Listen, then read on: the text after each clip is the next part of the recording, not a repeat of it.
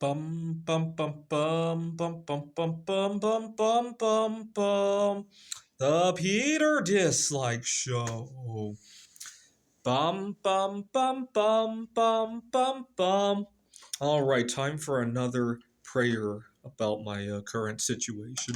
So tonight there's a back to school jam at the student union. There's karaoke events, and I hope to sing another parody song. I love writing parody songs about. I teach science, so about different scientists, different discoveries, and all that. I wrote two parodies about Mary Curie already, as you guys saw. One about her time, right, 1898, and another about 90 years since her passing.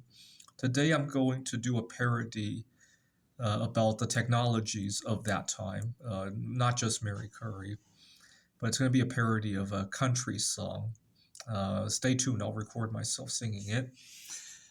And please pray for, I hope to network with more people as I do this. So please pray for my success there by leaving a dislike on this video.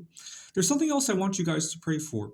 This past week, I was very bold with making connections. I went to two different meetups and kind of discussed that I'm looking to network with people, and I was very bold with that. There was one thing that caught me off guard, though, that I didn't think about. One of my New Year's resolutions is to just ask. Ask and you shall receive. The problem is that it's easy to ask somebody when I'm sitting one-on-one with them, right? So usually what I'll do is I'll introduce myself. I'm new to a meetup group. Hey, by the way, I'll talk to the leader and say, hey, by the way, when we have a moment, can we talk for a little bit? I want to introduce myself a little bit more. And that's when I make the ask that, if they know anybody who is single, who likes to network, it doesn't even have to be a relationship, right? Somebody that just a starting point, right? And that's when I throw my elevator pitch on there. The problem is that I get really anxious if let's say I have some kind of an ask that's not just a couple of words, right? Which is most of those asks, right? I get really anxious about whether I should start or not because I don't want to start the discussion if I can't finish it. Those things are very tricky if you get interrupted halfway. They get misconstrued very easily. And I'm going to have to think hard about what to do.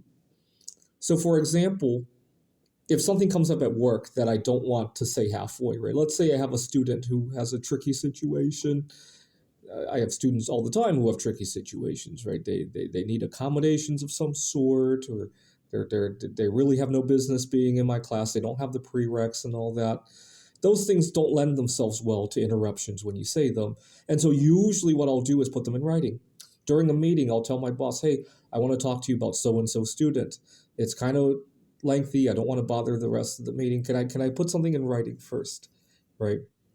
And so usually that's the best way to handle it. But the idea of asking somebody if they know anybody that they can network with, that doesn't lend well to that kind of attitude, right? So I'm going to have to think hard about that. But pray that I come up with the right solution by leaving a dislike on this video. Anyways, stay tuned. I'll be singing a song about our scientific discoveries over the last few hundred years. This is the Peter Dislike Show. Bum bum bum bum bum bum bum bum bum bum bum bum.